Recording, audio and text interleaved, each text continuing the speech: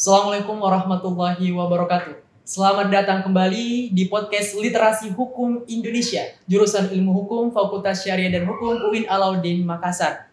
Kali ini kita akan berbincang-bincang terkait mengenai isu urgensi penghapusan paten atas obat-obatan yang mengandung zat berbahaya. Oleh karena itu, kami mengundang seorang ahli dalam bidang hukum perdata, yaitu Ibu Erlina SHMH selaku dosen UIN Alauddin Makassar. Bagaimana kabarnya hari ini, Bu? Baik, alhamdulillah. Alhamdulillah, baik. Baik, sebagaimana kita ketahui bersama bahwa trauma bangsa Indonesia saat ini belum terlepas dari belenggu kasus COVID-19. Kita kembali diguncangkan dengan kurang lebih 190 nyawa melayang akibat kasus gangguan ginjal akut pada anak. Berdasarkan kasus ini, Menteri Kesehatan telah melakukan riset dengan Badan Pengawas Obat dan Makanan dan telah terbukti salah satu indikasinya yaitu adanya zat-zat berbahaya yang terkandung dalam obat-obatan. Lantas, langkah yang paling pertama dilakukan oleh BPOM yaitu melakukan perawatan dan pemenuhan hak-hak konsumen dengan memberikan pelayanan kesehatan yang prima. Di sisi lain, BPOM dan melalui Menteri Kesehatan pula melakukan pencabutan izin edar akibat proses penyalahgunaan obat-obatan dari perusahaan farmasi tersebut. Maka dari itu, kita akan berdiskusi mengenai seberapa urgensikah penghapusan paten atas obat yang mengandung zat berbahaya. Baik Ibu, terkait mengenai penghapusan paten atas obat yang mengandung zat berbahaya. Sebagai pertanyaan awal Ibu, bagaimana sebenarnya Bu proses permohonan paten atas persediaan farmasi atau obat di Indonesia saat ini? Oke, jadi kita mulai dari berbicara mengenai proses pemberian paten di Indonesia. Yang pertama kali adalah kita melihat tentu sistem pendaftaran paten secara umum, yaitu di dalam Undang-Undang Paten sendiri ada dua hal yang urgent yang mesti diperhatikan, yaitu pemeriksaan secara administratif dan yang kedua secara substantif. Nah, dalam pemeriksaan secara substantif ini melibatkan para ahli tergantung kepada bentuk paten yang dimohonkan oleh pemohon paten tersebut. Nah, tentu kalau di dalam hal ini obat-obatan, maka berarti ahli yang akan memeriksa obat-obatan itu adalah yang berkaitan dengan bagaimana cara penerbitan sertifikat pembuatan obat yang baik. Jadi dalam hal ini tentulah akan melibatkan Badan Pengawas Obat dan Makanan sebagai instansi pemerintah yang diberi kewenangan untuk melakukan pengawasan di bidang penyediaan farmasi, sediaan alat-alat farmasi, kemudian untuk pemberian izin untuk obat dan makanan. Nah, dalam pemeriksaan substantif ini, maka akan dilihat selain dari penyediaan bahan baku, juga dari komposisi obat tersebut. Nah, sebagaimana diungkapkan Badan Pengawas Obat dan Makanan sendiri bahwa pada dasarnya hanya perusahaan farmasi atau industri farmasi yang mempunyai izin sertifikat pembuatan obat yang baik yang bisa kemudian memproduksi suatu jenis obat tertentu. Jadi untuk satu jenis sertifikat itu hanya untuk satu jenis obat. Nah, kemudian dari pemeriksaan substantif ini, apabila kemudian memenuhi, barulah kemudian akan diproses lebih lanjut. Tetapi di sini ada juga yang menjadi perhatian kita bahwa ketika pemeriksaan substantif itu sendiri, itu tidak ada dalam teknis, jadi pedoman teknisnya tidak ada keterbukaan. Jadi belum ada keterbukaan di dalam hal ini. Jadi tidak dibuka ke publik, sehingga seakan-akan satu-satunya yang mengawasi di sini adalah dari Badan Pengawas Obat dan Makanan itu. Sejatinya juga kemudian masyarakat juga diberi akses sehingga kemudian dia bisa tahu atau bisa mengerti sebenarnya apa kandungan dari suatu obat yang kemudian diberikan paten oleh Dirjen Hak Kekayaan Intelektual. Nah, selanjutnya juga di dalam hak kekayaan intelektual ini di satu sisi memberikan hak yang perlindungan yang diberikan secara eksklusif kepada si inventor atau pemegang paten, tetapi di sisi lain juga harusnya tetap juga dia tidak mempergunakan haknya. Jadi ada dua hak di dalamnya ketika dia memproduksi ataupun melaksanakan paten tersebut. Jadi dalam hal ini produksi itu harus dilakukan sesuai dengan aturan yang ada di dalam standar Farmakop Indonesia atau buku petunjuk yang lain. Saya kira seperti itu. Baik Ibu, berarti dari industri farmasi yang menjadi inventor dari obat-obatan itu akan melakukan registrasi ke BPOM, kemudian akan melakukan pemeriksaan administratif maupun substantif. Namun permasalahannya tidak ada keterbukaan dalam proses substantif tersebut. Selanjutnya, apakah ada sebagai bukti syarat Ibu bagi industri farmasi tersebut dengan adanya obat-obatannya seperti berupa sertifikat atau hak seperti apa Ibu? Jadi satu-satunya yang dikeluarkan ya seperti informasi yang dikemukakan oleh Badan Pengawas Obat dan Makanan bahwa industri farmasi itu harus mengantongi sertifikat cara pembuatan obat yang baik. Cara pembuatan obat yang baik. Ya. Dan cara pembuatan obat yang baik di sini di dalamnya dikatakan bahwa industri farmasi itu sudah dianggap layak ya, jadi sudah layak untuk memproduksi satu jenis obat. Nah, tetapi di dalam proses penerbitan sertifikat cara pemberian obat yang baik itu juga ada jaminan sebenarnya. Karena kenapa harus ada sertifikat seperti itu? Karena masyarakat membutuhkan jaminan dan perlindungan. Iya. Yang pertama perlindungan dari sediaan farmasi, yang kedua dari makanan, dan yang ketiga dari obat-obatan. Dan perlindungan itu yang pertama adalah perlindungan dari sisi keamanan, mutu dan keamanan. Kemudian apakah obat itu tidak mengandung zat berbahaya, jadi bahan kimia yang berbahaya, dan juga dari penyalahgunaan dan kesalahgunaan dari zat berbahaya termasuk narkotika, kemudian zat adaktif lainnya. Baik Bu, jika kita melihat perkembangan kasus ini Bu, BPOM telah melakukan langkah yaitu menarik izin edar dari 3 perusahaan, salah satunya 3 perusahaan farmasi yaitu PT Yarindo Pharmatama, PT Universal Pharmaceutical Industry, dan PT Avi Pharma. Lantas Ibu, pertanyaannya, ini kan BPOM sudah menarik izin edarnya, tetapi patennya ini masih menjadi hak dari si inventor. Ya. Apakah ada urgensi Bu untuk menarik hak paten dari pemilik invensi tersebut? Bagaimana mengenai urgensi pentingnya penarikan hak patennya atau penghapusan hak paten itu merupakan sesuatu yang sangat penting. Kenapa? Ketika hak eksklusif itu diberikan oleh negara dalam bentuk paten, maka itu tidak boleh dihapuskan kecuali ada ketentuan sebagaimana di dalam Undang-Undang Paten bahwa salah satunya hanya boleh dihapuskan apabila melanggar ketentuan perundang-undangan. Yeah. Nah, peraturan perundang-undangan dimaksud di sini termasuk pada saat paten itu diberikan izin. Jadi pada saat diberikan izin yaitu adanya kandungan zat berbahaya yang ada di dalam suatu produk obat ataupun sediaan farmasi. Karena idealnya ketika obat atau sediaan farmasi itu seharusnya harus bisa melindungi si konsumen ataupun masyarakat dari pengguna obat itu agar terhindar dari zat berbahaya ataupun kemudian zat-zat adaktif lainnya yang akan mengakibatkan kerugian atau bahkan pada akhirnya ada gangguan kesehatan dan mungkin juga kematian yang akan diakibatkan oleh penggunaan suatu obat atau sediaan farmasi. Iya Bu. Jika kita melihat dari sisi BPOM-nya Ibu, salah satu fungsi BPOM itu melakukan fungsi pengawasan terkait obat dan makanan. Namun nyatanya industri farmasi yang dicabut izin edarnya ini diam-diam melakukan perubahan bahan baku Bu. Salah satunya yaitu propilen glikol yang merupakan salah satu penyebab terjadinya zat-zat berbahaya pada kasus gangguan ginjal pada anak. Lantas Ibu, apakah BPOM ini lalai dalam melakukan fungsi pengawasannya Ibu?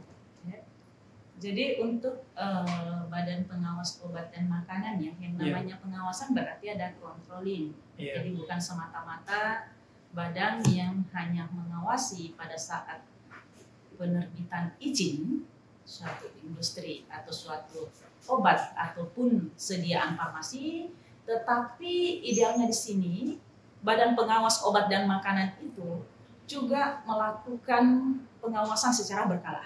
Jadi pengawasannya secara berkala. Jadi bukan terhenti pada ketika sertifikat dikeluarkan oleh Badan Pengawas Obat dan Makanan, kemudian tiba-tiba berhenti sampai di situ saja. Jadi ada usaha yang dilakukan Badan Pengawas Obat dan Makanan, yaitu dalam mengawasi, yaitu preventifnya dan represifnya. Seakan-akan di sini fungsi yang dijalankan Badan Pengawas Obat dan Makanan hanya pada represifnya. Jadi secara preventifnya nggak ada. Jadi dia tidak melakukan pengawasan, nanti kemudian ada risiko kesehatan yang timbul, bahkan sampai pada bentuk atau tahap kematian, barulah kemudian Badan Pengawas Obat dan Makanan menarik suatu obat yang beredar di masyarakat yang kemudian terbukti mengandung zat yang berbahaya. Jadi ini sebenarnya adalah bentuk dari ketidakmampuan Badan Pengawas Obat dan Makanan untuk menjalankan fungsinya sebagai fungsi kontrolin atau pengawasan. Berarti BPOM di sisi lain lalai dalam melakukan fungsi pengawasan, perusahaan farmasi juga melakukan penyalahgunaan obat-obatan dengan merubah zat-zatnya, Ibu. Lantas, apakah ada dasar hukum yang jelas, Ibu, mengenai paten terkhusus untuk perusahaan-perusahaan farmasi tersebut dulu, Bu, untuk menarik patennya, Bu? Bukan hanya izin edarnya saja, Bu, yang ditarik. Jadi di dalam aturan mengenai hak kekayaan intelektual terkhusus kepada paten, jadi secara umum dulu ya, jadi hak kekayaan intelektual itu pada dasarnya memberikan perlindungan kepada si inventor atau pemegang paten untuk melaksanakan atau memberi izin kepada pihak lain untuk melaksanakan suatu invensi. Tetapi invensi itu sendiri selain memenuhi syarat kebaruan juga harus bermanfaat, mempunyai manfaat kegunaan dan dapat diterapkan ke dalam suatu industri yang layak. Nah, industri yang layak yang dimaksud di sini yaitu industri yang sekaligus memberikan perlindungan kepada si pemegang paten, tetapi juga memberikan perlindungan kepada masyarakat sebagai pengguna paten. Nah, dalam proses ini ada tahapan bahwa dalam proses pemberian paten maka harus dilakukan tidak secara melawan hukum. Jadi saat pendaftarannya ya, sebagaimana dikemukakan dalam pasal 9 bahwa paten tidak boleh diberikan apabila melanggar ketentuan perundang-undangan, agama, kesusilaan, dan ketertiban umum. Nah, dalam hal ini perundang-undangan yang dimaksud tentulah selain perundang-undangan di bidang paten sendiri, juga perundang-undangan dalam hal ini bidang terkait. Berarti menyangkut masalah undang-undang kesehatan, di mana dalam undang-undang kesehatan sendiri harus menyediakan sediaan farmasi, melindungi masyarakat dari penggunaan bahan sediaan farmasi, obat yang bermutu, berkhasiat, kemudian bermanfaat bagi masyarakat, dan melindungi masyarakat dari penggunaan zat-zat yang berbahaya. Nah, kemudian yang kedua, jadi di sini ada fungsinya disediakan. Kemudian di paten juga mengatakan dicantumkan bahwa di dalam paten bahwa ketika pelaksanaan paten ini juga tidak bisa dilakukan secara melawan hukum. Nah, melawan hukum dalam hal ini sama ketika dia mengubah komposisi ataupun bahan baku dari obat tersebut, berarti dia sudah melakukan secara melawan hukum karena tidak sesuai dengan ketentuan yang ditetapkan di dalam sertifikat yang dipegang oleh inventor atau pemegang paten tersebut. Jadi sudah tidak sesuai. Nah, konsekuensi dari itu, maka untuk pemberian paten itu harus dinyatakan batal demi hukum. Jadi harus dinyatakan batal demi hukum ketika proses pemberian paten dan pelaksanaan paten itu ternyata tidak sesuai dengan peraturan perundang-undangan. Tetapi penghapusan paten itu sendiri ada prosedurnya, tidak serta-merta kemudian dikatakan dibatalkan. Jadi salah satunya dengan alasan tidak memenuhi ketentuan perundang-undangan hanya bisa dibatalkan apabila berdasarkan putusan pengadilan yang sudah berkekuatan hukum yang tetap. Berarti di sini harus melalui gugatan yang diajukan oleh pihak-pihak yang merasa kepentingannya, mempunyai kepentingannya atau merasa kepentingannya terlanggar dengan adanya perbuatan dari si pemegang paten itu sendiri. Iya, Bu. Berarti salah satu jalur hukum yang dapat ditempuh yaitu melalui gugatan ke pengadilan, Bu, untuk menggugurkan paten dari industri tersebut. Lantas siapa yang bisa melakukan gugatan atas peristiwa tersebut. Jadi di dalam aturannya yang mengatakan yang bisa mengajukan gugatan kembali lagi orang yang merasa kepentingannya dilanggar. Iya. Berarti orang yang menderita kerugian. Siapa sih sebenarnya yang menderita kerugian dalam hal ini? Ya pertama tentu si konsumen itu sendiri, Iya. ya sebagai pengguna sebagai pengguna akhir, kemudian mengalami kerugian akibat penggunaan sediaan farmasi ataupun obat-obatan yang dilakukan oleh pemegang paten atau pemegang lisensi dari paten itu sendiri. Kemudian mungkin yang kedua dari sisi lembaga YLKI, Yayasan Lembaga Konsumen Indonesia, jadi tidak cukup yang mengajukan kemudian somasi kepada Badan Pengawas Obat dan Makanan seperti yang selama ini dilakukan, tetapi bisa mungkin secara langkah hukum juga melakukan gugatan bukan sekedar kepada Badan Pengawas Obat dan Makanan, tetapi juga kepada industri farmasi ataupun pemegang dari paten obat tersebut. Kemudian juga dalam hal ini bisa dilakukan oleh pengawas obat dan makanan. Jadi pengawas obat dan makanan juga boleh. Karena kenapa? Ada yang terlanggar di sini ketika dia mengatakannya, ini berdasarkan informasi saja bahwa ternyata pada saat awal penerbitan sertifikat ini dilakukan dengan baik sesuai prosedur, tetapi kemudian ada perubahan bahan baku, kemudian ada perubahan komposisi dan itu tidak dikonsultasikan atau tidak kemudian minta diverifikasi dulu diverifikasi dulu dengan pihak Badan Pengawas Obat dan Makanan. Nah, berarti dalam hal ini Badan Pengawas Obat dan Makanan juga kemudian dirugikan. Iya, Bu. Nah, kemudian yang ketiga, yang keempat ya tadi sudah 1, 2, 3, sekarang yang keempat berarti negara. Negara. Nah, seperti kita ketahui dalam media bahwa negara di sini turun tangan langsung untuk menanggulangi dampak daripada penggunaan obat yang mengandung etilen glikol dan etilen glikol. Etilen glikol dan etilen glikol. Dan di sini dalam hal ini negara mengeluarkan biaya yang tidak sedikit. Iya. Ini dia mengeluarkan negara yang tidak sedikit, berarti di sini ada penggunaan uang negara. Berarti dalam hal ini negara juga bisa menggugat. Jadi bisa juga menggugat badan bukan badan pengawas. Jadi dia juga bisa menggugat badan di sini industri farmasi industri farmasi. Nah, dalam hal ini ketika negara turun itu nggak salah, memang negara harus melindungi rakyatnya, tetapi ketika misalnya ada penggunaan uang negara dan kerugian itu disebabkan oleh pihak ketiga, dalam hal ini perusahaan farmasi, maka boleh kemudian negara menggugat secara perdata untuk pengembalian keuangan negara. Ya, jadi seharusnya karena yang di sini bertanggung jawab ya industri farmasi itu sendiri. Iya, Bu. Terkait mengenai perlindungan konsumennya, Ibu. Salah satu hak yang diperlukan dalam perlindungan konsumennya itu penggunaan obat yang nyaman dan aman, Ibu. Lantas dalam saat ini belum ada bentuk pertanggungjawaban dari pihak industri farmasi. Namun hal ini ditanggulangi oleh pemerintah saat ini.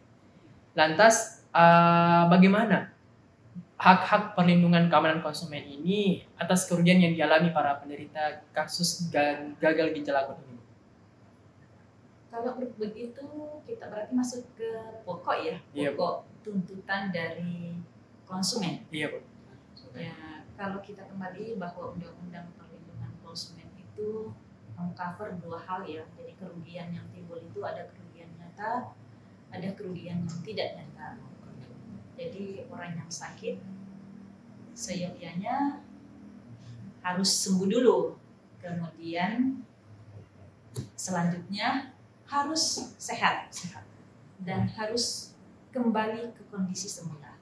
Ini butuh waktu yang lama, nggak serta-merta. Mungkin kalau dari sakit ke sembuh ini bisa ditangani dengan obat, ya. Obat berarti hanya sebatas itu. Kemudian untuk menjadi sehat kembali tentu ada biaya lagi yang timbul. Nah, negara dalam hal ini yang dilakukan termasuk melalui Badan Pengawas Obat dan Makanan hanya dari sakit ke sehat.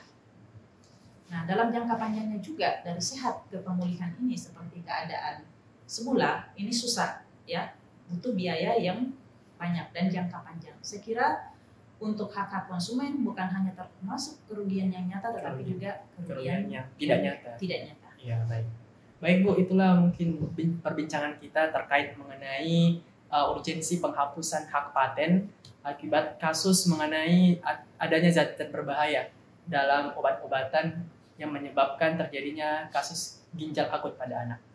Baik teman-teman sekalian, untuk perbincangan kita kali ini banyak hal yang dijelaskan oleh Ibu Erlina SIMHAM mengenai proses pembuatan paten, kemudian hak yang dimiliki seorang inventor dalam penggunaan patennya, lantas apa yang menyebabkan pula hak-hak tersebut mampu dicabut atau dihilangkan hak patennya, serta hak-hak konsumen seperti apa. Kemudian teman-teman sekalian pun juga bisa men-share pendapatnya terkait mengenai urgensi paten terhadap obat-obatan zat berbahaya tersebut melalui kolom komentar pada podcast Literasi Hukum Indonesia. Mungkin cukup sekian perbincangan kita kali ini. Terima kasih Bu atas waktu dan kesempatannya telah hadir dalam podcast Literasi Hukum Indonesia. Kami undur diri dengan ucapan wabillahi taufiq wal hidayah. Wassalamualaikum warahmatullahi wabarakatuh. Literasi Hukum Indonesia.